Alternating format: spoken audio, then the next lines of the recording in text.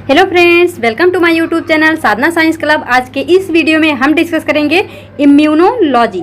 तो देखिए DSSB में ये जो है ये भी न्यू सिलेबस में ऐड हुआ है।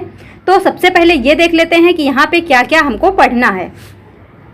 तो सबसे पहले इम्यूनोलॉजी में ओवरव्यू ऑफ इम्यून सिस्टम, एक second, overview of immune system, cells and organs of immune system, antigen, antibodies, working of immune system जिसमें हम प्राइमरी रिस्पांस, सेकेंडरी रिस्पांस पढ़ेंगे, immune system in health and disease and then vaccine. तो इतनी चीज़ें यहाँ पे हमको डिस्कस करनी है। तो जाहिर सी बात है ये मतलब छोटी छोटी चीज़ें हैं नहीं, एक वीडियो में ये नहीं ख़त्म होगा, कम से कम 2 से 3 लेक्चर तो इसमें लगने हैं।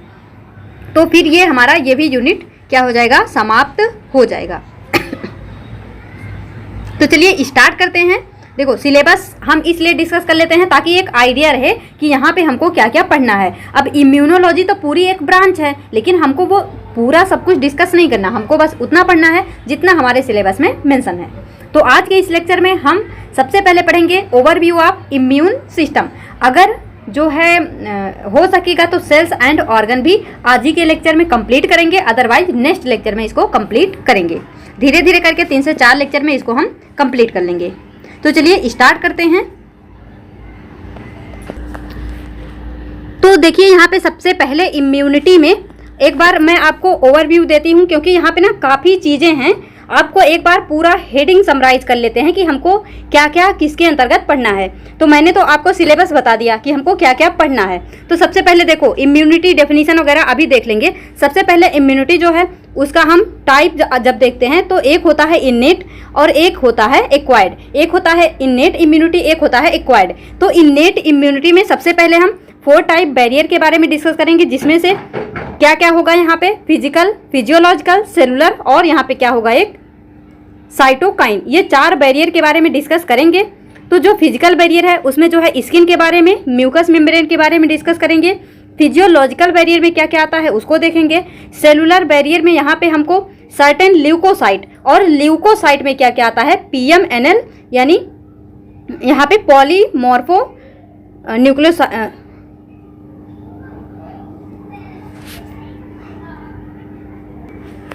देखिए यहाँ पे सबसे पहले हम देखते हैं, एक बार इसका ओवरव्यू ले लेते हैं कि यहाँ पे हम क्या क्या डिस्कस करेंगे, क्योंकि यहाँ पे काफ़ी सारे हेडिंग्स हैं। तो एक बार पूरा हेडिंग देख लेते हैं तो आपको एक क्लियर कट आइडिया रहेगा कि हमको क्या क्या डिस्कस करना है। सबसे पहले इम्यूनिटी के बारे में अभी हम देख लेंगे, यहाँ पे उसका डेफिनेशन वगैरह, इम्यूनिटी क्या है वो सब देख लेंगे। फिर उसके बाद हम इम्यूनिटी का टाइप देखेंगे, जहाँ पे एक इम्यूनिटी होती है इन्नेट, एक होती है एक्वायर्ड। इन्नेट में हम क्या डिस्कस करेंगे, फिर 4 टाइप ऑफ बैरियर, जिसमें से फिजिकल बैरियर, फिजियोलॉजिकल बैरियर, उसके बाद सेलुलर बैरियर, देन यहाँ पे हम साइटोकाइन बैरियर, ये 4 बैरियर के बारे में डिस्कस करेंगे। उसके बाद भी फिर देखो यहाँ पे फिजिकल बैरियर में हम स्किन, उसके बाद म्यूकस मेम्ब्रेन के बारे में डिस्कस करेंगे। फिर देखेंगे यहाँ पे फिजियोलॉजिकल बैरियर के बारे में। फिर देखेंगे सेलुलर बैरियर, जहाँ पे हम सबसे पहले सर्टेन ल्यूकोसाइट के बारे में डिस्कस करेंगे, जिसमें से एक है हमारा PMNL और एक है मोनोसाइट। उसके बाद देखो सेलुलर बैरियर में ही और क्या क्या डिस्कस करेंगे, मैक्रोफेज डिस्कस करेंगे, NK सेल डिस्कस करेंगे यानी कि नेचुरल किलर सेल। उसके बाद कंप्लीमेंट के बारे में, देन इन्फ्लामेशन के बारे में, उसके बाद यहाँ पे फीवर के बारे में। तो ये सब किसके अंतर्गत आते हैं, सेलुलर बैरियर के अंतर्गत। उसके बाद यहाँ पे हम देखेंगे साइटोकाइन बैरियर। साइटोकाइन बैरियर उसके अंदर जो भी होगा उसको हम डिस्कस करेंगे। तो ये सारी चीज़ें हम डिस्कस करेंगे किसके अंतर्गत, इन्नेट इम्यूनिटी में। तो ये आपको एक आइडिया लगा होगा। अब आपको कुछ भी नहीं करना है इसके अंतर्गत, बस हमको ये देखना है स्किन में क्या है, म्यूकस मेम्ब्रेन में क्या है, माइक्रोफेज क्या है, NK सेल क्या है, बस इनके बारे में अब हमको देखना है। ये पूरा ओवरव्यू है इन्नेट इम्यूनिटी के बारे में।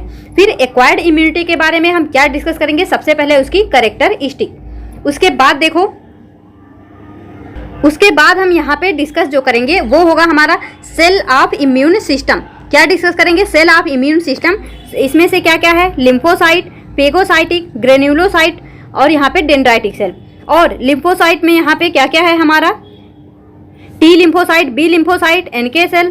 फिर यहाँ पे फेगोसाइटिक में मोनोसाइट, मैक्रोफेजेज। फिर ग्रेनुलोसाइट में न्यूट्रोफिल्स, बेसोफिल्स, इयोसिनोफिल्स, फिर डेंड्राइट्स। तो ये हो जाएंगे हमारे सारे सेल्स ऑफ इम्यून सिस्टम। तो आपको एक आइडिया लग रहा है, मतलब यहाँ से हमको ये पता चला इम्यून सिस्टम में 4 हमको सेल्स पढ़ने हैं, लिम्फोसाइट, फेगोसाइटिक, ग्रेनुलोसाइट, डेंड्राइट। उसके बाद लिम्फोसाइट में T lymphocyte, B lymphocyte, NK cell. Phagocytic में मोनोफेज और मैक्रोफेजेज, मोनोसाइट और मैक्रोफेजेज। ग्रेनुलोसाइटिक में न्यूट्रोफिल्स, बेसोफिल्स, इओसिनोफिल्स और उसके बाद डेंड्राइट। यानी ये तो हो गया पूरा हेडिंग जो हमको पढ़ना है। अब बस आपको ये जानना है कि टी लिम्फोसाइट क्या है, बी लिम्फोसाइट क्या है, एनके सेल क्या है, इनका क्या फंक्शन है, फिर यहाँ पे मोनोसाइट क्या होते हैं, माइक्रोफेज क्या होते हैं, इनका क्या क्या फंक्शन होता है, ये सारी चीज़ें हमको देखनी है। तो आपको एक ओवरव्यू बन ही गया होगा। उसके बाद यहाँ पे हम organ of immune system discuss करेंगे, जहाँ पे सबसे पहले हम प्राइमरी लिम्फॉइड ऑर्गन, उसके बाद सेकेंडरी लिम्फॉइड ऑर्गन के बारे में देखेंगे। प्राइमरी लिम्फॉइड ऑर्गन में हम क्या क्या डिस्कस करेंगे, थाइमस डिस्कस करेंगे, बर्सा ऑफ फाइब्रिसिस यहाँ पे डिस्कस करेंगे। उसके बाद बोन मैरो के बारे में डिस्कशन करेंगे। उसके बाद देखो यहाँ पे सेकेंडरी लिम्फॉइड ऑर्गन में हम सबसे पहले लिम्फ नोड, उसके बाद स्प्लीन, देन माल्ट के बारे में डिस्कस करेंगे। और यहाँ पे फिर टॉन्सिल्स, जो माल्ट होता है इसके अंतर्गत टॉन्सिल्स, पेयर्स पैसेज और लेमाइना प्रोप्रिया के बारे में यहाँ पे डिस्कस करेंगे। उसके बाद जो है इस चैप्टर में हम एंटीजन, यहाँ पे एपीसी जो होता है यानी एंटीजन प्रोमोटिंग कॉम्प्लेक्स के बारे में देखेंगे। उसके बाद इम्यूनोग्लोब्यूलिन्स या फिर इसी को बोलते हैं एंटीबॉडी के बारे में डिस्कस करेंगे। और यहाँ पे फिर इसके अंतर्गत क्या क्या देखेंगे, इसकी क्या क्या टाइप्स होती हैं और इसका क्या स्ट्रक्चर होता है। तो ये तो अगर कहा जाए मतलब हमारा पूरा चैप्टर ही खत्म हो गया एक समरी के रूप में। लेकिन ये मैंने आपको इसलिए बताया ताकि आपको एक आइडिया रहे कि हमको क्या क्या यहाँ पे डिस्कस करना है। अब आपका एक पूरा मतलब रोड मैप तैयार हो गया। बस हमको अब मैं आपको जो भी बताऊंगी आपको इजीली सब कुछ समझ में आएगा। मैं आपको बता देती हूँ, ये है हमारा इम्यूनोलॉजी बीएसटी जूलॉजी सेमेस्टर 5। तो यहाँ से हम इस कंटेंट को जो है उठा रहे हैं ताकि आपको मतलब देखो ये भी पता रहे कि हम कहाँ से क्या चीज़ें पढ़ रहे हैं। तो स्टार्ट करते हैं और देखते हैं सबसे पहले इम्यूनोलॉजी के बारे में। जो जो पॉइंट मैंने हाईलाइट किया है आप उसी को देखते जाइएगा।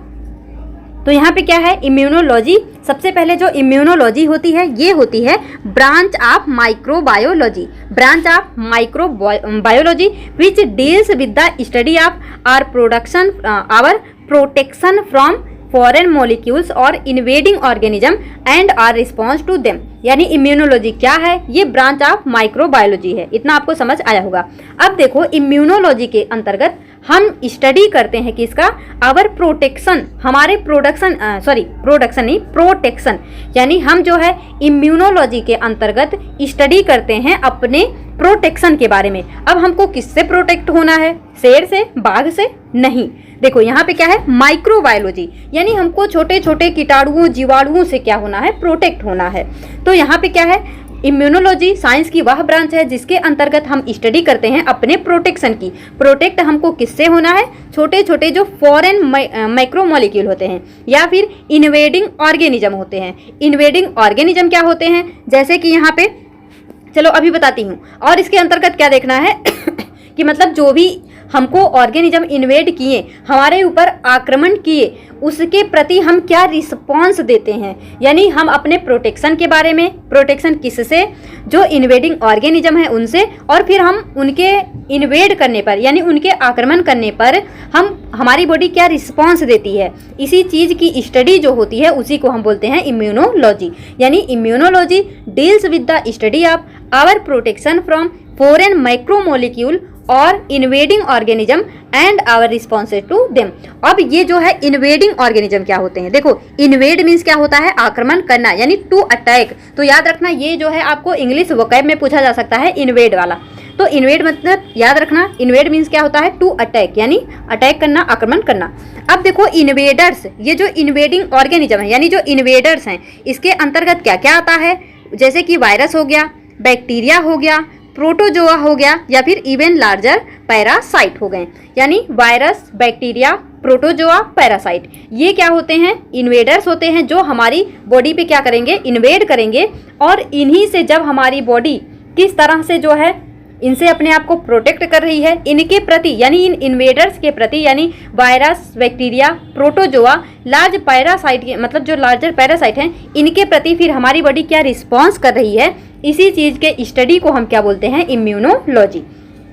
अब देखो develop immune response against our proteins, जो मतलब इम्यूनोलॉजी के अंतर्गत और क्या होता है, जो मतलब हमारी इम्यून बॉडी होती है क्या होता है, इम्यून रिस्पॉन्स डेवलप करती है अगेंस्ट हमारे प्रोटीन की। And another molecule in auto immunity and against own aberrant cell in tumour immunity. यानी क्या होता है, देखो एक तो हमारी बॉडी प्रोटेक्ट कर रही है, या फिर कभी कभी ऐसा होता है, देखो ऑटो मीन्स क्या होता है स्वयं को ही इम्यूनिटी प्रदान करना। और ट्यूमर के केस में क्या होता है, ट्यूमर के केस में हमारी बॉडी खुद को ही नुकसान पहुंचाने लगती है। तो ये मतलब बाहर से सुरक्षा तो करती है, लेकिन कभी कभी खुद को ही मतलब नुकसान पहुंचा लेती है। जब यहाँ पे मतलब ऐसा किसके केस में होता है, ट्यूमर के केस में। तो ये चीज़ें याद रखना आप।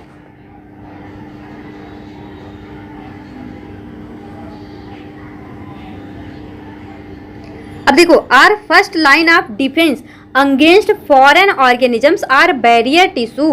क्या है, our first line of defence against foreign organism. यानी जब फॉरेन ऑर्गेनिज्म जैसे कि बैक्टीरिया, वायरस, प्रोटोजोआ या फिर पैरासाइट क्या करते हैं, हमारे ऊपर अटैक करते हैं, तो यहाँ पे जो फर्स्ट लाइन ऑफ डिफेंस होता है इनके अगेंस्ट, वो क्या होता है, बैरियर टिश्यू। जैसे कि क्या हो गया, स्किन हो गया। तो स्किन क्या करता है, stop the entry of organism into our body. तो स्किन देखो, जब भी कोई पैरासाइट या कोई बैक्टीरिया, कोई वायरस हमारे ऊपर इन्वेड करेगा, तो सबसे पहले हमारे बॉडी पे आउटर मतलब सबसे बाहर क्या प्रेजेंट है, स्किन प्रेजेंट है, पूरे बॉडी पे स्किन है। तो सबसे पहले जो प्राइमरी लाइन ऑफ डिफेंस होगा वो होगा स्किन, यानी उसको हमारे स्किन से होके गुजरना पड़ेगा। तो ये तो हो गया यहाँ पे वो सब। अब यहाँ पे ये जो चीज़ें मेंशन है, कुछ भी आपको पढ़ने की ज़रूरत नहीं है, यहाँ से ये सब कुछ भी पढ़ने की ज़रूरत नहीं है।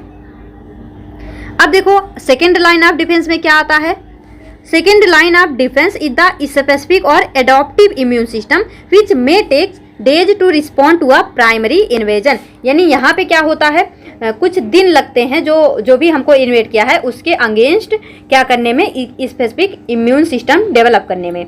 That is infection by an organism that is not, ये सब छोड़ो। सेकेंड लाइन ऑफ डिफेंस में क्या आता है, स्पेसिफिक और एडॉप्टिव इम्यून सिस्टम। याद रखना, फर्स्ट लाइन ऑफ डिफेंस में स्किन आता है, सेकेंड लाइन ऑफ डिफेंस में हमारी जो एडॉप्टिव इम्यून सिस्टम आती है। आपको सब कुछ समझ आएगा, बस थोड़ा सा पेशेंस बना के रखना। अब देखो इम्यूनिटी की क्या डिफिनेशन है।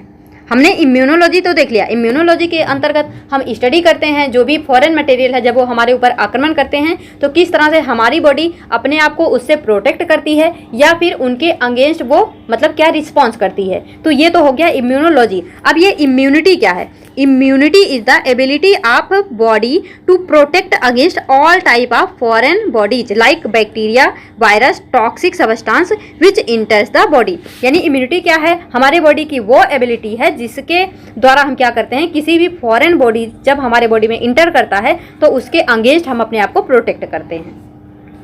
और फॉरेन बॉडीज में वही हो गया वायरस, बैक्टीरिया, टॉक्सिक सब्सटेंस, ये सारी चीज़ें। अब देखो immunity is also called disease resistance. यानी जो डिजीज को रेजिस्ट करती है, क्या करती है, जो डिजीज को रेजिस्ट करती है वो क्या होती है, हमारी इम्यूनिटी। तो इम्यूनिटी को हम क्या बोल सकते हैं, immunity is also called disease resistance. The lack of immunity is known as susceptibility. मतलब जब हमारी बॉडी में इम्यूनिटी नहीं रह जाती तो हम बोलते हैं ससेप्टेबिलिटी। इसको क्या बोलते हैं, ससेप्टेबिलिटी। यानी lack of immunity is known as susceptibility. अब देखो the science dealing with the various phenomena of immunity induced sensitivity and allergy is called immunology. अब देखिए यहाँ पे क्या है, ये तो हो गया हमारा इम्यूनिटी, ससेप्टेबिलिटी, इम्यूनोलॉजी। अब हम यहाँ से देखते हैं टाइप ऑफ इम्यूनिटी, जो अभी मैंने आपको ओवरव्यू बताया था। तो सबसे पहले टाइप ऑफ इम्यूनिटी में दो इम्यूनिटी है, एक है हमारा इन्नेट इम्यूनिटी, एक है हमारा एक्वायर्ड इम्यूनिटी। तो इसके नाम से ही स्पष्ट है, इन्नेट मीन्स क्या होता है, इन्नेट मीन्स होता है जन्मजात। क्या होता है, जन्मजात, या फिर जिसको हम बोलते हैं नेचुरल, या फिर इसी को हम बोलते हैं नॉन स्पेसिफिक इम्यूनिटी। तो इसका नाम याद रखना, इन्नेट भी इसी को बोलते हैं, नेचुरल भी इसी को बोलते हैं, या फिर नॉन स्पेसिफिक इम्यूनिटी भी इसी को बोलते हैं। नॉर्मली अगर कोई बोलता है तो हम बोल देते हैं इम्यूनिटी दो टाइप की होती है, एक होता है इन्नेट, एक होता है एक्वायर्ड। लेकिन आपको ये भी याद रखना है कि इन्नेट इम्यूनिटी को ही हम नेचुरल इम्यूनिटी भी कहते हैं, या फिर इसी को हम नॉन स्पेसिफिक इम्यूनिटी भी कहते हैं। देखो यहाँ पे इनेटस मीन्स क्या होता है, इनबॉर्न। क्या होता है इनेटस मीन्स इनबॉर्न। तो इसी वजह से इसको क्या बोलते हैं, इन्नेट। इन्नेट मीन्स इनबॉर्न, यानी जो हमारे जन्म से ही हमारे पास में है वो इम्यूनिटी क्या है, हमारी नेचुरल इम्यूनिटी या फिर इन्नेट इम्यूनिटी। अब देखो इसको आप समझ लो इस तरह से कि जैसे एक छोटा बेबी होता है, क्या होता है, एक छोटा बेबी होता है, तो ठीक उसी तरह से ये हमारी इन्नेट इम्यूनिटी भी होती है। तो जैसे एक छोटा बच्चा होता है, आप उसकी जो उसके फंक्शंस है आप उसी को जो है ध्यान में रखते जाइए और आपको ये इम्यूनिटी समझ में आ जाएगी। अब देखो, innate immunity is inherited by the organism from the parent and protect it from birth through out life. यानी इन्नेट क्या होता है, जन्मजात, यानी जो हमारे पेरेंट से ही हमको जो इम्यूनिटी मिली है वो क्या होगी, हमारी इन्नेट इम्यूनिटी जो हमको जन्म से ही मिली है, हमारे पेरेंट से मिली है। For example, human have innate immunity against distemper, a fatal disease of dogs. ये क्या है, ह्यूमन, देखो मतलब जो है यहाँ पे एक फेटल डिजीज होता है डॉग में जिसको हम बोलते हैं डिस्टेम्पर, तो उसके अगेंस्ट जो है ह्यूमन बॉडी ऑलरेडी बचपन से ही उसके अंदर मतलब इससे लड़ने की क्षमता होती है। तो वैसे याद रख सकते हो पर नहीं पूछेगा। अब देखो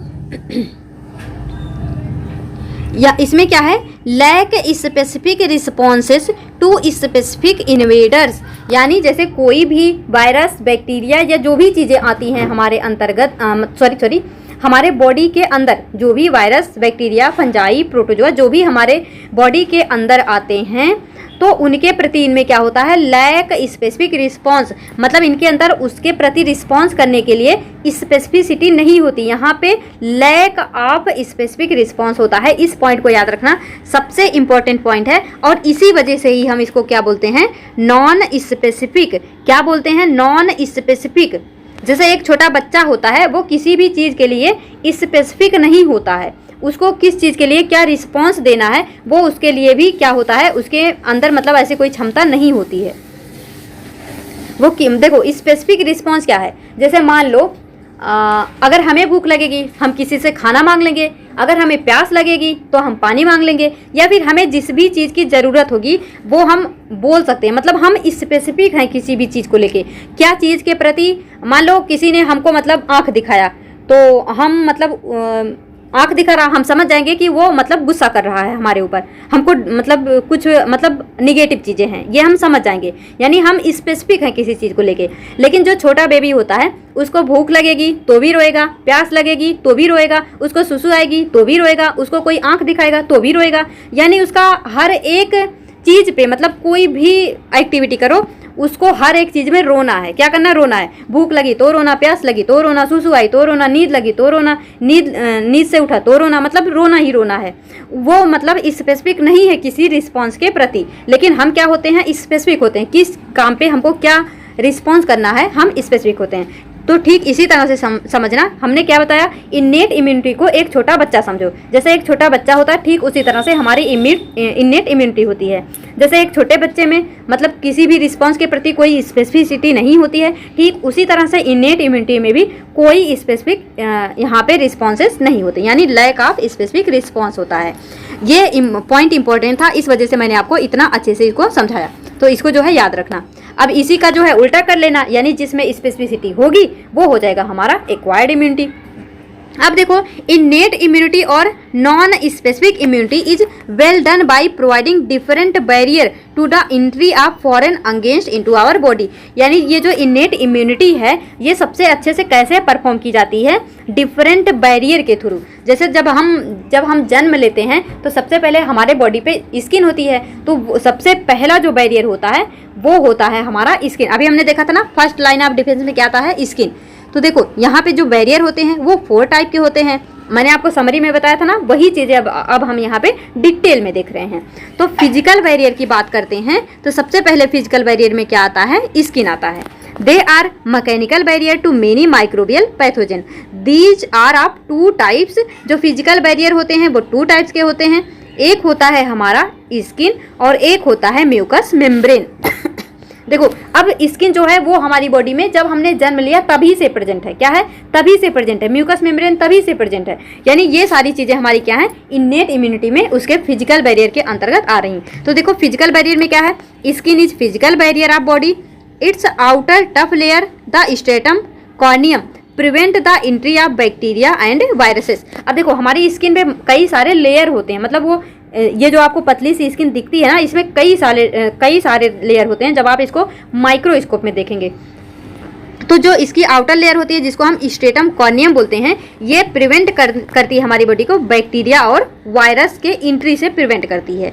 और देखो फिर यहाँ पे अब स्किन के बारे में आपको समझ आया। अब देखो यहाँ पे देखो, आपसे ये पूछ सकते हैं सबसे पहले कि फिजिकल बैरियर में निम्नलिखित मतलब which of the following is included in physical barrier.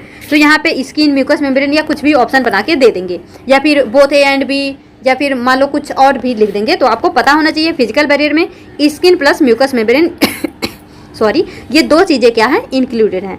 फिर हम यहाँ पे देखते हैं म्यूकस मेम्ब्रेन के बारे में। जो म्यूकस मेम्ब्रेन होता है क्या करता है, trap the micro organism and immobilise them. देखो म्यूकस क्या होता है, जो म्यूकस मेम्ब्रेन होता है वो क्या सिक्रीट करता है, वो सिक्रीट करता है म्यूकस मेम्ब्रेन म्यूकस सिक्रीट करता है। एक आपको सिंपल सी बात बताती हूँ, आप जो है कभी ऐसा तो हम लोग तभी एक्सपीरियंस किए हैं, मान लो आप कभी जाते हैं मतलब खेतों में जब गेहूं या धान की कटाई होती है, तो आप देखो जब मतलब जो लोग उसको काटते हैं, फिर जब वो शाम को आते हैं घर वापस, तो जब वो मतलब उनके गले में मतलब कुछ ऐसे लगेगा, कुछ जमा सा है। फिर जब आप उसको निकालो, वो मतलब जो म्यूकस होता है, या फिर नाक जो है, नाक में जो म्यूकस है, जब आप उसको निकालोगे तो उसका कलर जो है वो चेंज होगा, मतलब ब्लैक होगा, क्योंकि जो धूल मिट्टी होते हैं बहुत सारे पौधों में लगे होते हैं, तो उसके साथ में बहुत सारे धूल मिट्टी निकलते हैं। यानी वो जो म्यूकस है उन धूल मिट्टी को क्या करता है, अपने आप पे ही चिपका लेता है, मतलब उसी म्यूकस में वो चिपक जाते हैं, यानी उनकी मोबिलिटी रुक जाती है। तो हमारे जो ईयर वैक्स होते हैं, जो हमारा कान होता है, आप जो है अपने कान से कभी कुछ रेड कलर का जो निकालते हैं ना, तो वो क्या होता है, वो भी एक तरह का म्यूकस होता है। जो हमारे नाक में प्रेजेंट होता है वो भी म्यूकस होता है, और यहाँ पे हमारे गले में जो प्रेजेंट होता है वो भी म्यूकस होता है। तो यहाँ पे mucus secreted by mucus membrane. तो ये करता क्या है, ये ट्रैप कर लेता है। हमारे गले में भी म्यूकस है, नाक में भी म्यूकस है, कान में भी म्यूकस है, यानी ये जहाँ जहाँ से पोर हैं यहाँ पे म्यूकस इसलिए प्रेजेंट है ताकि यहाँ पे वो जो है किसी भी फॉरेन मटेरियल को अपने आप पे चिपका लें और उनको इमोबिलाइज कर दें, ताकि उनकी एंट्री हमारे बॉडी में क्या हो जाए, प्रिवेंट हो जाए, रुक जाए।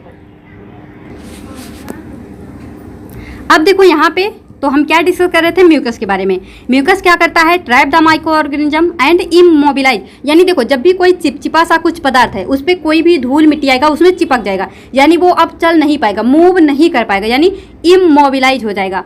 Micro organism and dust particle can enter the respiratory tract with air during breathing which are trapped in mucus. जो भी चीज़ें थी मैंने आपको बता दी हैं। फिर यहाँ पे है cilia sweeps the mucus loaded with microorganism and dust particle into the pharynx. From the pharynx it is thrown out or swallowed for elimination with the feces. यानी जो मतलब जो भी चीज़ें हैं यहाँ पे इन्वेडर, अगर वो हमारी बॉडी में इंटर कर जाती हैं तो वो फीसेस के थ्रू यहाँ पे एलिमिनेट हो जाएंगी। नेक्स्ट है हमारा यहाँ पे फिजियोलॉजिकल बैरियर। फिजियोलॉजिकल बैरियर सबसे पहले हमने क्या डिस्कस किया, यहाँ पे फिजिकल बैरियर, देन यहाँ पे हम डिस्कस करने जा रहे हैं फिजियोलॉजिकल बैरियर। फिजियोलॉजिकल बैरियर में क्या क्या आता है, skin and mucus membrane secrete certain chemicals which dispose of the pathogen from the body। देखो skin and mucus membrane secrete certain chemical, जो स्किन होता है और म्यूकस मेम्ब्रेन होता है वो कुछ केमिकल्स सिक्रीट करते हैं which dispose of the pathogen from the body, जो पैथोजन को हमारे बॉडी से क्या करते हैं, डिस्पोज ऑफ करते हैं, बाहर निकालते हैं। जैसे और यहाँ पे देखो body temperature, pH of body fluid and various body secretion prevent growth of many disease causing microorganism। यानी यहाँ पे जो माइक्रो ऑर्गेनिज्म है, जो हमारे बॉडी का टेम्परेचर है, pH है, वो सारी चीज़ें क्या करती हैं, उसको प्रिवेंट करती हैं, उसके ग्रोथ को क्या करती हैं, प्रिवेंट करती हैं। अब फिजियोलॉजिकल बैरियर में आते क्या क्या हैं, तो सबसे पहले देखो क्या आते हैं, acid of stomach kills most ingested micro organism. जो हमारा स्टमक होता है वहाँ पे क्या होता है, एसिड होता है, तो वो जो एसिड होता है, जो भी माइक्रो ऑर्गेनिज्म वगैरह हैं जो हमारे बॉडी में इंजेस्ट हो गए उनको किल करने का काम करता है। फिर यहाँ पे bile doesn't allow growth of micro organism. जो हमारे लीवर के पास में बाइल होता है, जो हमारे गॉल ब्लैडर में बाइल होता है, वो क्या करता है, माइक्रो ऑर्गेनिज्म के ग्रोथ को क्या करता है, रोकता है, उसके ग्रोथ को अलाउ नहीं करता। फिर यहाँ पे सीरुमेन यानी ear wax trap dust particle kills bacteria and repels insect. जो ईयर वैक्स होता है वो क्या क्या करता है, trap dust particle kill bacteria यानी बैक्टीरिया को मारता है, और इंसेक्ट को क्या करता है, रिपेल करता है। तो ये 3 चीजें याद रखना फिजियोलॉजिकल बैरियर में। एक हो गया एसिड, एक हो गया बाइल, एक हो गया सीरुमेन, मैंने आपको बता दिया। आगे देखिए क्या है, फिर यहाँ पे आता है क्या, एक पॉइंट याद रखना, जो लाइसोजाइम होता है, lysozyme is present in tissue fluid and almost all secretion. जो लाइसोजाइम होता है वो सभी प्रकार के सिक्रीशन में प्रेजेंट होता है accept in cerebro spinal fluid, sweat and urine. जो लाइसोजाइम होता है वो स्वेट में यानी पसीने में, यूरिन में यानी मूत्र में, एक्सेप्ट इन सेरेब्रो स्पाइनल फ्लूइड यानी सेरेब्रो स्पाइनल फ्लूइड में क्या होता है, एब्सेंट होता है, प्रेजेंट नहीं होता। बाकी जितने भी सिक्रीशन होते हैं उन सब में क्या होता है, प्रेजेंट होता है। Lysozyme sorry, lysozyme is in good quantity in tears. जो हमारे आंसू होते हैं उसमें लाइसोजाइम क्या होता है, गुड क्वांटिटी में होता है। लाइसोजाइम अटैक्स बैक्टीरिया, ये क्या करते हैं, बैक्टीरिया पे अटैक करते हैं। डिजॉल्व दियर सेल वॉल, मैंने आपको cell the unit of life में पढ़ाया है। जो बैक्टीरिया होते हैं उनके सेल वॉल, पेप्टाइडोग्लाइकेन वगैरह जो बताया था आपको, याद होगा ना। तो वही जो है उसका जो सेल वॉल होता है उसको क्या करते हैं, उसको डिजॉल्व कर देते हैं। जब उनका सेल वॉल नष्ट हो जाएगा तो बैक्टीरिया भी इजीली क्या हो जाएंगे, उनको मतलब खत्म किया जा सकता है। तो lyso enzyme is also found in saliva. और जो लाइसोजाइम है, एक तो हमारे टीयर्स में हो गए यानी आंसू में हो गए, और ये हमारे सलाइवा में भी क्या होते हैं, पाए जाते हैं। तो याद रखना लाइसोजाइम लगभग सभी सिक्रीशन में होते हैं, एक स्वेट, एक यूरिन, एक सेरेब्रो स्पाइनल फ्लूइड को छोड़ के। फिर देखो जो हमारे नेजल हेयर हैं, ये भी जो है फिजियोलॉजिकल बैरियर में आते हैं। नेजल हेयर यानी जो हमारे नाक में छोटे छोटे से बाल होते हैं वो भी क्या करते हैं, filter out microbe and dust in knows, मानी जो धूल मिट्टी माइक्रोब्स होते हैं उनको फिल्टर आउट करने का काम करते हैं। यूरिन जो हो गया ये क्या करता है, it washes microbes from urethra. Urine जो होते हैं, अगर मान लो हमारे यूरेथ्रा के थ्रू जो ओपनिंग है, अगर कोई भी माइक्रोब्स इंटर कर गए तो उसको भी क्या करता है, वो वहीं पे रोक देगा, क्लीन कर देगा, साफ कर देगा। वेजाइनल सिक्रीशन हो गए हमारे, it is slightly acidic which discourage sorry, जो वेजाइनल सिक्रीशन होते हैं इट इज स्लाइटली एसिडिक, ये क्या होते हैं, एसिडिक होते हैं, और इसके वजह से क्या होता है, बैक्टीरियल ग्रोथ नहीं हो पाता है। And plus microbes out of vagina, और इसी के वजह से ये क्या करते हैं, वेजाइना से माइक्रोब्स के फ्लश कर देते हैं, यानी वहां से उसको बाहर फेंक देते हैं, बाहर निकाल देते हैं। सीबम क्या होता है, स्वेट यानी पसीना। तो if it forms a protective acid film over the skin surface that inhibit growth of many microbes. यानी देखो जो हमारी बॉडी है, जो हमारी बॉडी से पसीना सिक्रीट होता है, जो पसीने होते हैं वो भी क्या करते हैं, बहुत सारे माइक्रोब्स के ग्रोथ को इनहिबिट करते हैं, रोकते हैं। तो याद रखना मैंने आपको फिजियोलॉजिकल बैरियर में कई चीज़ें बता दी। एक हो गया एसिड, एक हो गया बाइल, फिर हो गया यहाँ पे ईयर वैक्स यानी सीरुमेन, फिर हो गया यहाँ पे नेजल हेयर्स, फिर हो गया यूरिन, फिर हो गया यहाँ पे वेजाइनल सिक्रीशन, फिर हो गया सीबम। तो आप एक चीज़ नोटिस करना, चाहे वो एसिड हो ये भी एक तरह का सिक्रीशन है, बाइल भी सिक्रीशन है, सीरुमेन भी सिक्रीशन है, नेजल हेयर तो चलो हेयर है, लाइसोजाइम भी सिक्रीशन है यहाँ पे डी, यूरिन भी सिक्रेशन है, वेजाइनल सिक्रीशन तो सिक्रीशन ही है, सीबम भी क्या है, सिक्रेशन है। तो याद रखना जितनी भी चीज़ें सिक्रीट हो रही हैं वो सब किसके अंतर्गत आती हैं, फिजियोलॉजिकल बैरियर के अंतर्गत। तो याद रखना, और ये जो सारी चीज़ें हैं ये या तो स्किन से सिक्रीट हो रही हैं या तो म्यूकस मेम्ब्रेन से। तो ये हो गया हमारा physical barrier and physiological barrier. आगे डिस्कस करते हैं सेलुलर बैरियर के बारे में। तो सेलुलर बैरियर में हमारा क्या क्या आता है, सेलुलर बैरियर में क्या क्या आता है, these are certain white blood corpuscles. यहाँ पे क्या क्या आता है, वाइट ब्लड कार्पसेल्स यानी WBC, WBC के कुछ सेल्स जैसे कि देखो WBC को ही क्या बोलते हैं, ल्यूकोसाइट। तो यहाँ पे macrophages, natural killer cell, complement system, inflammation, fever, anti microbial substance, ये सारी चीज़ें आती हैं सेलुलर बैरियर के अंतर्गत। हमने क्या क्या देखा, एक बार दोबारा देखो। एक तो यहाँ पे WBC के सेल्स यानी सर्टेन WBC को क्या बोलते हैं, ल्यूकोसाइट। तो एक तो हो गया हमारा WBC जो कि सेलुलर बैरियर में आता है, और क्या हो गया मैक्रोफेज, और क्या हो गया नेचुरल किलर सेल, फिर क्या हो गया कंप्लीमेंट सिस्टम, फिर क्या हो गया इन्फ्लामेशन। फीवर भी हमारे बॉडी को मतलब प्रोटेक्ट करता है, कैसे करता है आगे देखेंगे। फिर यहाँ पे एंटी माइक्रोबियल सबस्टांस, ये सारी चीज़ें किस में आती हैं, सेलुलर बैरियर में। तो अब यहाँ पे सबसे पहले सर्टेन ल्यूकोसाइट देखते हैं, यानी ल्यूकोसाइट के अंतर्गत क्या क्या चीज़ें हैं जो हमारी बॉडी को क्या करती हैं, प्रोटेक्ट करती हैं। Neutrophils and monocyte are major phagocytic leucocyte. क्या होती हैं, जो न्यूट्रोफिल्स होती हैं और मोनोसाइट होती हैं, या ये क्या होती हैं, फेगोसिटिक। फेगो मीन्स क्या होता है, फीडिंग, सिटिंग मीन्स सेल्स, यानी जो मतलब ये जो है किसी भी कोई भी फॉरेन मटेरियल आएगा उसको फेंक कर जाएंगी, उसको खा जाएंगी, उस पर फीड करेंगी। तो ये तो हो गया हमारा न्यूट्रोफिल्स एंड मोनोसाइटिक सेल। ये कैसे होती हैं, फेगोसाइटिक, ल्यूकोसाइट। और यहाँ पे देखो क्या है, सबसे पहले न्यूट्रोफिल्स के बारे में देखते हैं, यानी पॉलीमॉर्फो न्यूक्लियर ल्यूकोसाइट। क्या बोल रहे हैं, polymorpho nuclear leucocyte. Polymorpho nuclear leucocyte, इसका फुल फॉर्म याद रखना PMNL। क्या पता डायरेक्टली पूछ लें what is the full form of PMNL, तो बता देना पॉलीमॉर्फो न्यूक्लियर ल्यूकोसाइट। और इसी को हम क्या बोल रहे हैं, न्यूट्रोफिल्स। तो एक बार इसको बताने से पहले मैं आपको बताती हूँ WBC के बारे में और उसके सेल्स के बारे में, ताकि अभी हम जो है बहुत सारे सेल्स डिस्कस करेंगे तो आपको पता होना चाहिए। और देखो हम जब RBC WBC प्लेटलेट्स का जो है वो डिस्कस करते हैं फंक्शन, तो हमको ये पता होता है जो WBC होती है, सॉरी जो RBC होती है वो क्या करती है, ट्रांसपोर्ट ऑफ गैसेस के एक्सचेंज में हेल्प करती है। फिर जो WBC होती है हम पढ़ते हैं, ये हमारे बॉडी का मतलब प्रतिरक्षा तंत्र बनाती है, यानी हमारे बॉडी में जो है अगेंस्ट डिजीज लड़ने का काम करती है। तो यहाँ पे जायज़ सी बात है, अगर इसका मेन फंक्शन ही है हमारी बॉडी को इम्यूनिटी प्रोवाइड करना, मतलब किसी भी इन्वेडर से बचाना, तो यहाँ पे हमको जो है WBC के सेल्स के बारे में पढ़ना ही होगा। तो क्यों ना एक बार हम यहाँ पे सबसे पहले WBC के बारे में थोड़ा सा जानकारी ले लेते हैं, उसके बाद जो है हम इन सेल्स के बारे में पढ़ेंगे, ताकि आपको एक आइडिया हो, बार बार ये ना बोलना पड़े ये WBC है, ये है, वो है। आपको एक बार क्लियर हो जाएगा तो आप ये सारी चीज़ें ईजिली समझ पाएंगे। अभी देखो यहाँ पे ये परसेंटेज वगैरह है ना, कि ये मतलब इतने % ये सब, तो चलो एक बार इसको देख लेते हैं, फिर यहाँ पे आते हैं। तो देखिए यहाँ पे हमने जो है आपको ये बताया कि जो इम्यूनिटी है यहाँ पे मतलब क्या होते हैं, बहुत सारे सेल्स यूज होते हैं WBC के। तो सबसे पहले हम WBC के बारे में समझ लेते हैं, तो इससे जो है हमको इम्यूनिटी समझना इजी हो जाएगा, क्योंकि बार बार आएगा कि मतलब न्यूट्रोफिल्स का परसेंटेज ये है, ये मतलब ए ग्रेन्युलोसाइट है, ये ग्रेन्युलोसाइट है। तो इन सब चीज़ों में बार बार कंफ्यूज होने से अच्छा है एक बार इसको हम यहाँ पे WBC को निपटा ही लेते हैं। तो क्या है, सबसे पहले WBC के बारे में देखिए, इसका full form white blood cell, सबको पता होगा, और इसी को हम ल्यूकोसाइट भी बोलते हैं। देखो ल्यूको मीन्स क्या होता है, वाइट, ल्यूको यानी जिसका कोई कलर ही ना हो, यानी वाइट।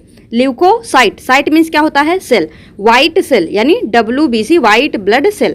तो यहाँ पे देखिए सबसे पहले क्या है, मेन फंक्शन इज डिफेंस। मैंने आपको क्या बताया, जो RBC होता है वो ट्रांसपोर्ट ऑफ गैसेस करता है, जो प्लेटलेट्स होता है वो मतलब जो जैसे कहीं पे ब्लड निकल रहा तो उसके क्लॉट करने में हेल्प करता है, लेकिन जो WBC होता है वो डिफेंस में हेल्प करता है। तो अगर ये हमारी बॉडी में डिफेंस का काम करता है तो कहीं ना कहीं इसके सेल्स यूज होंगे, तो इसके सेल्स को पढ़ लेते हैं, तब उससे जो है हमको इम्यूनिटी के टाइप, इम्यूनिटी का जो सेल्स है, जो ऑर्गन है, वो सब पढ़ने में ईजी हो जाएगा।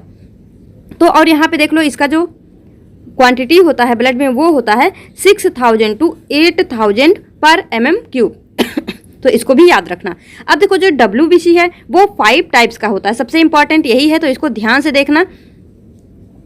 जो WBC होता है वो 5 टाइप्स का होता है। क्या क्या होता है, NLMEB, यानी इसको आप कैसे पढ़ेंगे, never let monkey eat banana. Never means N, let means L, इस तरह से जो है ये हो जाएगा। तो never let monkey eat banana, never let monkey eat banana, monkey को कभी बनाना मत खाने दो, तो ठीक उसी का इंग्लिश है नेवर लेट मंकी ईट बनाना। अब देखो नेवर से इसको इसी सीक्वेंस में याद रखना। तो N for neutrophils, L for lymphocyte, M for monocyte, E for eosinophils, B for basophils. तो ये हो गए हमारे WBC के सेल। तो सबसे पहले इनका परसेंटेज याद रखिए। जो न्यूट्रोफिल्स होता है, मतलब यहाँ पे ये जो आपको सीक्वेंस दिख रहा है इस तरह से, तो ये जो है ना मतलब ये घटते गए हैं। सबसे ज़्यादा अमाउंट में क्या होता है, न्यूट्रोफिल्स, जो कि 60 to 65% होता है। उसके बाद किसका अमाउंट होता है, लिम्फोसाइट का, ये होता है 20 to 25%। मोनोसाइट होता है 6 to 8%, और इयोसिनोफिल्स होता है 2 to 3%। बेसोफिल्स होता है 0.5 to 1%। तो अब यहाँ पे देखो, अगर आपसे पूछें सबसे कम क्वांटिटी किसकी है, तो याद रखना बेसोफिल की। एक तो इस मतलब निमोनिक से याद रख सकते हो, नेवर लेट मंकी ईट बनाना। एक तो ऐसा भी याद रखो थोड़ा सा कि बी जो है मतलब पूरे अल्फ़ाबेट में देखोगे तो ए का यहाँ तो मतलब कोई नाम तो है नहीं ए का, तो यहाँ पे ए के बाद क्या आता बी, बी के बाद सारे लेटर्स आते हैं B C D E S, ये सब बाद में आते हैं।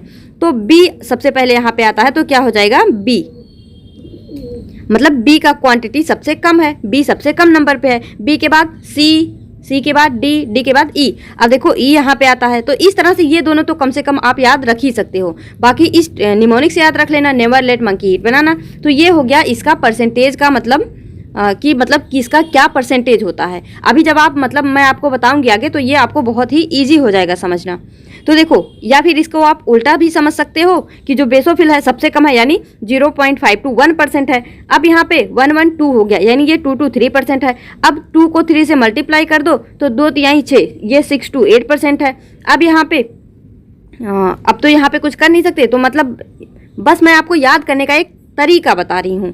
क्या है, 0.5 to 1%, फिर 112 हो गया तो 2 to 3%, अब 2 तिहाई 6 हो गया, 6 to 8%, उसके बाद 20 to 25%, 60 to 65%। इस तरह से इसको आप याद कर लेना, क्योंकि इसका परसेंटेज इंपॉर्टेंट है, पूछा जा सकता है। बाकी मैंने आपको सीक्वेंस का निमोनिक्स बता ही दिया। कभी कभी पता कैसे पूछते हैं कि मतलब arrange in the following sequence, मतलब इसके सीक्वेंस में दे देंगे, चाहे उसके परसेंटेज के बेस पे या फिर किसी भी बेस पे, तो आप इसको ईजिली जो है फाइंड कर लोगे। तो ये हो गया हमारा न्यूट्रोफिल सबसे ज़्यादा, फिर लिम्फोसाइट, फिर मोनोसाइट, फिर इयोसिनोफिल, फिर बेसोफिल। अब देखो, इसमें से जो ये हमने सेल्स देखा, all the WBCs are divided into 2 category. हम जो है हमारे WBC आपने पढ़ा भी होगा, ग्रेन्यूलो ए ग्रेन्यूलो, तो उसको हम किस तरह से डिवाइड कर रहे हैं ये देखो। जितने भी WBC होते हैं जो अभी हमने पढ़ा, क्या क्या होते हैं, न्यूट्रोफिल्स, लिम्फोसाइट, मोनोसाइट, इयोसिनोफिल, बेसोफिल। तो ये जो 5 सेल हैं WBC के, इनको हम 2 कैटेगरी में डिवाइड करते हैं। एक होता है फिल, एक होता है साइट। एक होता है फिल, एक होता है साइट। एक होता है फिल, एक होता है साइट। तो अब यहाँ पे देखिए, फिल यानी फिल्ड विथ ग्रेन्यूल। फिल में क्या है, ये फिल्ड विथ ग्रेन्यूल, ये ग्रेन्यूल से भरे होते हैं। साइट क्या है, नॉट फिल्ड विथ ग्रेन्यूल। देखो, साइट मीन्स क्या, एक खाली कैविटी। फिल मीन्स क्या, जिसमें भरा हो। क्या हो, फिल। फिल मतलब ऐसे बोलते हैं ना हम, FILL। फिल, फिल मीन्स क्या होता है, भरा हुआ। तो फिल में क्या आता है, फिल्ड विथ ग्रेन्यूल, जिसमें ग्रेन्यूल भरे हुए हैं। तो यहाँ पे क्या आता है, फिल आता है। ये भी बस याद करने का तरीका है। जो फिल वाले हैं, फिल मीन्स क्या होता है, जिसमें कुछ भरा हो। क्या भरा होगा, यहाँ पे ग्रेन्यूल भरे होंगे। यानी ग्रेन्यूलोसाइट में क्या क्या आता है, न्यूट्रोफिल, इयोसिनोफिल, बेसोफिल, यानी phil phil phil, neutrophil, eosinophil, basophil. तो इस तरह याद रखना, ग्रेन्यूलोसाइट में क्या आते हैं, फिल फिल फिल। तो ये आपको याद हो गया होगा। कभी कभी सिंपल सा ही क्वेश्चन पूछ लेंगे, which of the following is a granulocyte cell या फिर ग्रेन्युलोसाइट सेल। तो आप जो है इन सब चीज़ों को याद रख पाएंगे, तो इजीली क्वेश्चन को सही कर पाएंगे। अब देखो, जो साइट है, नॉट फिल्ड विथ ग्रेन्यूल, यहाँ पे किसी भी प्रकार का ग्रेन्यूल नहीं है, तो इसको हम बोलेंगे ए ग्रेन्युलोसाइट। ए मीन्स क्या होता है, absent. Granulocyte, granulo means granule, cyte means cell, यानी ग्रेन्यूल सेल यहाँ पे क्या है, अब्सेंट है। अब देखो, साइट वाले में क्या क्या आता है, लिम्फोसाइट, मोनोसाइट, लिम्फोसाइट, मोनोसाइट। तो इस तरह से साइट वाले में क्या मतलब, साइट क्या होता है, जिसमें ग्रेन्यूल अब्सेंट है, यानी ए ग्रेन्युलोसाइट। तो ए ग्रेन्युलोसाइट में क्या क्या आता है, लिम्फोसाइट, मोनोसाइट। ग्रेन्युलोसाइट में क्या क्या आता है, न्यूट्रोफिल, इयोसिनोफिल, बेसोफिल। तो अब यहाँ पे देखो, मैंने आपको क्या बताया, जो WBC होते हैं उनको हम 2 कैटेगरी में डिवाइड करते हैं। एक होता है हमारा ग्रेन्युलोसाइट, एक होता है ए ग्रेन्युलोसाइट। और ग्रेन्युलोसाइट में क्या आता है, फिल आता है, यानी न्यूट्रोफिल, इयोसिनोफिल, बेसोफिल। और ए ग्रेन्युलोसाइट में लिम्फोसाइट, मोनोसाइट। फिर यहाँ पे देखो, ये जो न्यूट्रोफिल्स होते हैं, इनमें कुछ इस तरह का न्यूक्लियस पाया जाता है, और ये जो है थोड़े ईयरफोन टाइप के। देखो, eosinophil, earphone, eosinophil, earphone, E for earphone, E for eosinophil, यानी ईयरफोन जैसा जो यहाँ पे न्यूक्लियस होगा वो होगा हमारा इयोसिनोफिल। जिसमें देखो, B for bean, B for basophil, B for bean, bean, bean means जानते हो ना, BEAN, बीन मीन्स होता है सेम। तो B for bean, B for basophil. तो आपको ये भी पता है, जो किडनी होती है वो बीन शेप की होती है। तो ठीक उस तरह से याद रखना, जो किडनी शेप का जिसमें न्यूक्लियस होगा वो होगा हमारा बेसोफिल। कभी जो है अगर आपसे मान लो क्वेश्चन पूछ लिया कि ऐसे डायग्राम बना के कि कौन सा सेल है, तो ये भी आप बता पाओगे इजीली। और जिसमें बहुत सारे न्यूक्लियस हैं, यानी पॉलीमॉर्फो न्यूक्लियोसाइड, तो ये हो जाएगा पॉलीमॉर्फोन्यूक्लियर सेल। तो ये हो जाएगा हमारा न्यूट्रोफिल, जिसमें बहुत सारे, देखो एन फॉर क्या होता है न्यूट्रोफिल, और एन फॉर क्या होता है न्यूमेरस। क्या होता है न्यूमेरस? न्यूमेरस मीन्स क्या होता है बहुत सारे, यानी मेनी यानी असंख्य। तो असंख्य तो नहीं है मतलब, लेकिन बस थोड़ा सा समझ लेना, याद करने का तरकीब क्या है, N for neutrophil, N for numerous, यानी जिसमें बहुत सारे क्या हो न्यूक्लियस हों, न्यूमेरस न्यूक्लियस हों। तो ठीक इस तरह से याद रखना, मतलब ये आपको डायग्राम पहचानने में हेल्प करेंगे। B for basophil, B for bean यानी बीन शेप का जिसमें न्यूक्लियस यानी किडनी शेप, वो हो जाएगा हमारा बेसोफिल। जिसमें ईयरफोन के शेप का है वो हो जाएगा इयोसिनोफिल। जिसमें न्यूमेरस न्यूक्लियस है वो हो जाएगा हमारा न्यूट्रोफिल। आई होप आपको ये सारे पॉइंट समझ में आए होंगे। अब देखो जो न्यूट्रोफिल है उसको हम स्टेन करते हैं न्यूट्रल डाई के साथ में। जो इयोसिनोफिल होता है उसको एसिडिक या फिर इयोसिन डाई से करते हैं हम इसको स्टेन, और जो बेसोफिल होता है उसको बेसिक डाई से स्टेन करते हैं। तो सिंपल है, मतलब इयोसिनोफिल को इयोसिन डाई, बेसोफिल को बेसिक डाई, न्यूट्रोफिल को न्यूट्रल डाई। सिंपल है। देखो स्टेन मीन्स क्या होता है, जब भी मान लो कोई चीज़ पे हम कलर डालें वो स्पष्ट दिखने लगे, तो ठीक वही होता है स्टेनिंग। अब देखो ग्रेन्युलोसाइट में हमने क्या देखा, फिल। तो यहाँ पे न्यूट्रोफिल, इयोसिनोफिल, बेसोफिल हमने इसका देख लिया percentage 60 to 65%, इयोसिनोफिल 2 to 3%, basophil 0.5 to 1%। अब यहाँ पे देखो क्या है, पॉलीमॉर्फोन्यूक्लियर सेल, यानी यहाँ पे बहुत सारे न्यूक्लियस है। यहाँ पे जो है ईयरफोन का न्यूक्लियस है, यहाँ पे किडनी शेप का न्यूक्लियस है। अब यहाँ पे देखो मेनी लाइसोजाइम आर प्रेजेंट। जो न्यूट्रोफिल होता है यहाँ पे बहुत सारे लाइसोजाइम होते हैं। अगर आपने cell the unit of life chapter किया होगा, मैंने आपको लाइसोसोम के बारे में कितना अच्छे से पढ़ाया है। देखो मतलब जैसे मैंने पढ़ाया है आपको कि किस तरह से जब वो अकेले होते हैं तो नुकसान नहीं पहुंचाते, लेकिन जब उनके कई सारे मेम्ब्रेन आपस में बाउंड करते हैं तो वो ऑटोफेगी दिखाते हैं। ये सब प्रोसेस पढ़ाने का क्या मतलब है, ये इसलिए है ताकि आप जो है, अब जैसे इसी चैप्टर में बार बार जब ये सब टर्म यूज होंगे या उसका मैकेनिज्म हम आपको बताएंगे तो आप इजीली समझ जाएंगे कि किस तरह से लाइसोजाइम फंक्शन करता है। फिर अब देखो लाइसोजाइम एंजाइम भी यहाँ पे प्रेजेंट होता है, इन्वॉल्व इन फेगोसाइटोसिस। तो हमने क्या बताया, जो लाइसोजाइम होता है वो मतलब सेल्स को खाता है। मतलब देखो अगर जब तक मान लो यहाँ पे एक क्या है, यहाँ पे एक है लाइसोजाइम, लेकिन अभी ये कोई नुकसान नहीं पहुंचाएगा, लेकिन जैसे ही कोई फॉरेन पार्टिकल यहाँ पे आया तुरंत, मतलब मैंने आपको क्या बताया, ये तब मतलब इसके एंजाइम तब एक्टिव हो जाते हैं जब ये किसी मेम्ब्रेन से जुड़ता है। तो मान लो कोई बैक्टीरिया वायरस कुछ भी आया, जब भी ये इसके मेम्ब्रेन से जुड़ा तुरंत क्या हो जाएंगे, इसके एंजाइम जो है वो एक्टिव हो जाएंगे और फिर ये क्या दिखाएगा, फेगोसाइटोसिस। और जब ये खुद के ही सेल से बाइंड करके जो है खुद को ही नुकसान पहुंचाते हैं तो उसको हम ऑटोफेजी बोल देते हैं, और जब दूसरे के सेल से करते हैं तो उसको हम फेगोसाइटोसिस। यानी देखो जब भी यहाँ पे हम क्या पढ़ें, हमारी बॉडी का डिफेंस किस तरह से हो रहा है ये हमको देखना है। तो जो न्यूट्रोफिल है यहाँ पे बहुत सारे न्यूक्लियस हैं, यहाँ पे बहुत सारे लाइसोजाइम हैं, यहाँ पे लाइसोजाइम एंजाइम भी हैं। तो इस वजह से ये क्या करता है, फेगोसाइटोसिस। जो भी हमारे अंदर में बैक्टीरिया वायरस जो भी पैथोजन आएंगे उसको ये क्या करेगा, उसको खा जाएगा, मार देगा। अब देखो जो इयोसिनोफिल होता है ये इन्वॉल्व होता है एलर्जिक रिस्पॉन्सेस में और अस्थमा में और नियोप्लास्टिक यानी कैंसर में। जो बेसोफिल होता है ये सिक्रीट करता है क्या क्या चीज़ें, हिस्टोमिन, सीरोटोनिन और हिपेरिन। ये जो मैं अभी यहाँ पे आपको WBC बता रही हूँ ये आपको फिजियोलॉजी एंड बायोकेमिस्ट्री में भी दोबारा से पढ़ना होगा, तो अभी जो है ध्यान से पढ़ लो, वहाँ पे हम जल्दी जल्दी पढ़ लेंगे। फिर देखो क्या है बेसोफिल, अभी मैंने ये आपको बताया ना बेसोफिल क्या क्या सिक्रेट करता है, हिस्टामिन, सीरोटोनिन, हिपेरिन। तो जो ये हिस्टामिन, सीरोटोनिन, हिपेरिन है इनका फंक्शन क्या है, बेसोफिल जो है एलर्जिक रिस्पांस में हेल्प करता है। जो हिस्टामिन होता है वो वेजोडाइलेशन, डायलेट मीन्स क्या होता है, उसको मतलब किसी भी चीज़ का डायमीटर को बढ़ा देना। तो यहाँ पे देखो ब्लड जो है, ब्लड कैपिलरी थोड़ी सी पतली थी लेकिन उसको क्या किया, थोड़ा सा इंक्रीज कर दिए, डायलेट कर दिए। तो देखो जब ऐसे कोई छोटा सा पाइप है तो उससे कम पानी जाएगा, लेकिन कोई बड़ा सा चौड़ा सा पाइप है उससे ज़्यादा पानी जाएगा। ठीक उसी तरह से जो पतली सी ब्लड कैपिलरी है यहाँ से कम ब्लड जाएगा, लेकिन जो ये बड़ा सा ब्लड कैपिलरी हो गया वहाँ से ज़्यादा ब्लड जाएगा। तो इस तरह से ये फंक्शन करते हैं। और सीरोटोनिन क्या करता है, देखो S for serotonin, S for सिकुड़ना, S for serotonin, S for सिकुड़ना, यानी वे जो कंस्ट्रिक्शन मीन्स क्या होता है, सिकोड़ना।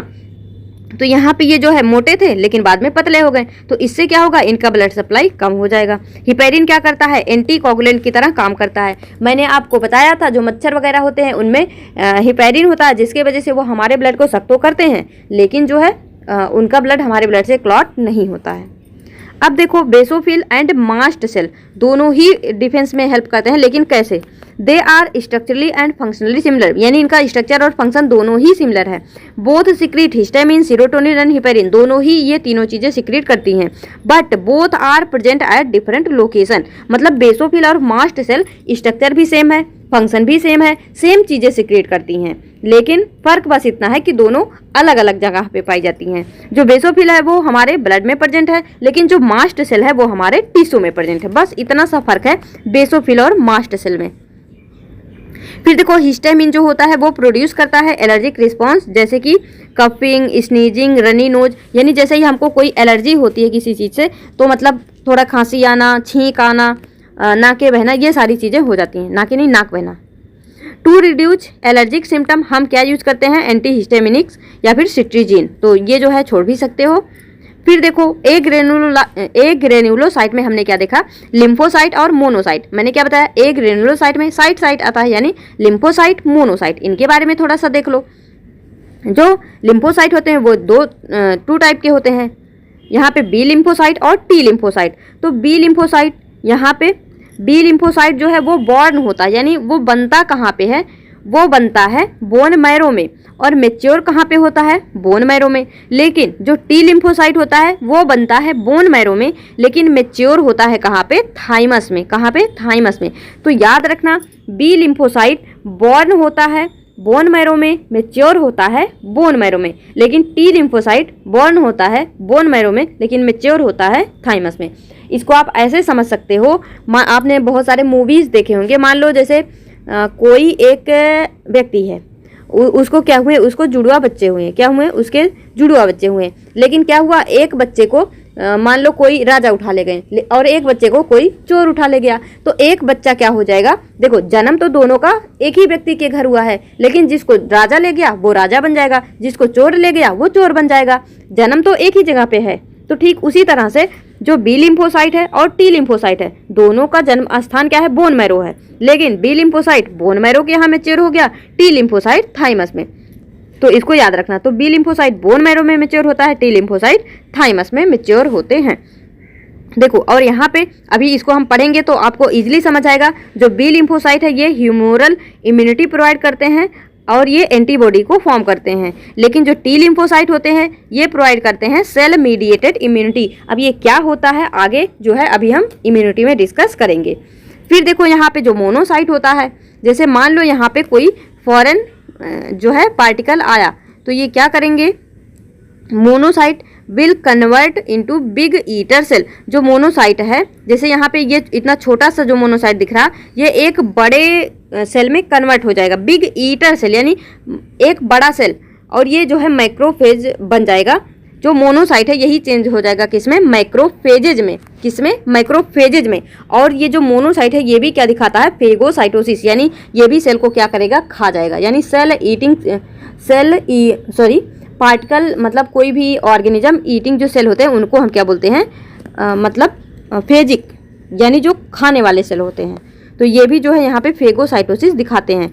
तो याद रखना, जो मोनोसाइट और माइक्रोफेज ये दो टर्म जो दिख रहे हैं, मोनोसाइट ही क्या करता है? जब कोई फॉरेन पार्टिकल आता है तो ये कन्वर्ट हो जाता है माइक्रोफेजेज में, यानी माइक्रोफेज मोनोसाइट का ही एक रूप है, मतलब मोनोसाइट से ही माइक्रोफेज बन रहा है। तो इस पॉइंट को याद रखना। अब देखो, टू फेगोसाइटिक सेल होते हैं। एक होता है न्यूट्रोफिल्स या फिर पीएमएनएस, एक होता है मोनोसाइट। और यही मोनोसाइट जब फॉरेन पार्टिकल के साथ में मिलता है तो किस में कन्वर्ट होता है? माइक्रोफेजेज में।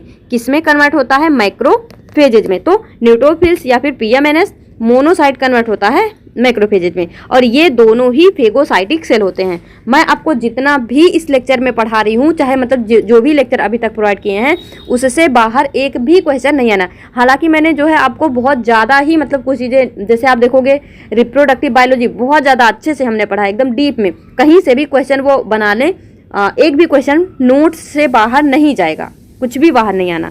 तो आप बस ध्यान से सुनते जाओ, जो भी यहाँ पे टिप्स ट्रिप्स जो भी हम यूज करते हैं उसको जो है नोट करते जाओ। तो इससे जो है आपको मतलब सारे क्वेश्चन बन जाएंगे एग्जाम में। तो ये तो हमारा WBC का यहाँ पे जो भी चीज़ें थी वो खत्म हो गई। अब अगर आपको WBC अच्छे से समझ में आ गया तो अब आपके लिए इम्यूनिटी पढ़ना बहुत ही ईजी हो जाएगा। तो एक बार फिर से देखो, हमने क्या डिस्कस किया, इम्यूनोलॉजी डिस्कस हो गया, फिर यहाँ पे डेफिनेशन हो गया। टाइप ऑफ इम्यूनिटी में हम इन्नेट इम्यूनिटी यहाँ पे डिस्कस कर रहे हैं। इन्नेट इम्यूनिटी क्या है, मैंने आपको बताया, एक मतलब छोटे बच्चे से इसका कंपैरिजन किया जा सकता है। जैसे छोटा बच्चा हर चीज़ के लिए, चाहे भूख लगे, प्यास लगे, कुछ भी लगे, उसको बस रोना ही रोना है, बाकी मतलब कोई स्पेसिफिक रिस्पॉन्स नहीं है किसी चीज़ के प्रति, बस रोना ही रोना, मतलब हर चीज़ के लिए रोना है। तो ठीक उसी तरह से हमारी इन्नेट इम्यूनिटी है, यहाँ पे कोई भी स्पेसिफिसिटी नहीं होता है। 4 टाइप के बैरियर होते हैं, जिसमें से physical barrier, skin and mucus membrane हमने देख लिया है। फिजियोलॉजिकल बैरियर में हमने आपको क्या बताया, जितने भी सिक्रीशन होते हैं, जैसे कि एसिड हो गया, बाइल हो गया, सीरोमेन हो गया, फिर यहाँ पे हमारे जो नेजल हेयर होते हैं, और फिर यहाँ पे क्या हो गया, यूरिन हो गया, वेजाइनल सिक्रीशन हो गया, सीबम हो गया, ये सारी चीज़ें आती हैं हमारी फिजियोलॉजिकल बैरियर में। फिर यहाँ पे देखो सेलुलर बैरियर में हमने क्या देखा, यहाँ पे कुछ सर्टेन ल्यूकोसाइट होते हैं, और ल्यूकोसाइट से ही हम क्या बोलें कि सबसे पहले ल्यूकोसाइट के बारे में पढ़ लेते हैं। तो अब हम ल्यूकोसाइट के बारे में अच्छे से जो है पढ़ चुके हैं। अब यहाँ पे देखो पॉलीमार्फोन्यूक्लियर ल्यूकोसाइट यानी PMNL न्यूट्रोफिल। अब आपको तुरंत याद आ गया होगा, अच्छा ये वही सेल है ना जिसमें बहुत सारे न्यूक्लियस थे। और अब आप, अगर मैं आपसे बोलूँ तो आप इसको ईजिली बना भी सकते हैं। ये हो गया न्यूक्लियस, मतलब ये सेल कुछ इस तरह से होते हैं, और यहाँ पे क्या होंगे, ग्रेन्यूल होंगे, क्योंकि ये क्या है, फिल है, यानी जिसमें ग्रेन्यूल फिल होंगे। तो ये हो गया हमारा पॉलीमॉर्फोन्यूक्लियर साइट। अब इसके बारे में पढ़ लेते हैं थोड़ा सा, क्या क्या पढ़ना है। जो यहाँ पे देखो मल्टी लोब्ड न्यूक्लियस, बहुत सारे न्यूक्लियस हैं, ये तो आपको इजीली समझ में आ गया, और इसी वजह से इसको क्या बोलते हैं, पॉलीमॉर्फोन्यूक्लियर ल्यूकोसाइट। यानी पॉली मीन्स क्या था, मेनी, मॉर्फोन्यूक्लियर यानी जिसमें बहुत सारे न्यूक्लियस हों। फिर यहाँ पे देखो न्यूट्रोफिल्स आर शॉर्ट लिव्ड, तो याद रखना इसका परसेंटेज 60 to 80%, और इसका जो लाइफ होता है वो शॉर्ट लिव्ड होता है। And are highly motile phagocytic killer cell. अभी मैंने बताया ना, 2 सेल फेगोसाइटोसिस करते हैं, एक हमारा मोनोसाइट जो कि फॉरेन मटेरियल के साथ में मिलकर माइक्रोफेज में कन्वर्ट हो जाता है, एक होता है हमारा क्या, न्यूट्रोफिल। तो ये दोनों फेगोसाइटोसिस करते हैं। तो यहाँ से अभी तक मैंने जो भी बताया सारा ही पॉइंट आपको समझ में आ रहा होगा, सब कुछ ही बता दिया। बस एक पॉइंट नया ये मिला है इसमें कि जो न्यूट्रोफिल होते हैं वो शॉर्ट लिव्ड होते हैं, यानी इनकी उम्र जो होती है बहुत ही कम होती है। और फिर से एक नया पॉइंट क्या मिल रहा है, जो न्यूट्रोफिल होता है वो जो है formed from stem cell in bone marrow. देखो अब मैं जो है हमारे सिलेबस में बोन एंड कार्टिलेज भी दिया है, तो उसका भी वीडियो जो है प्रोवाइड करूंगी, तो वहाँ पे हम देख लेंगे स्टेम सेल क्या होता है, बोन मैरो में कैसे कैसे क्या होता है। लेकिन अभी के लिए बस इतना याद रखो, जो न्यूट्रोफिल होता है वो फॉर्म होता है स्टेम सेल में, कहाँ पे, जो कि बोन मैरो में प्रेजेंट होता है, यानी बोन मैरो के स्टेम सेल में क्या फॉर्म होता है, न्यूट्रोफिल। फिर देखो neutrophils are the most numerous.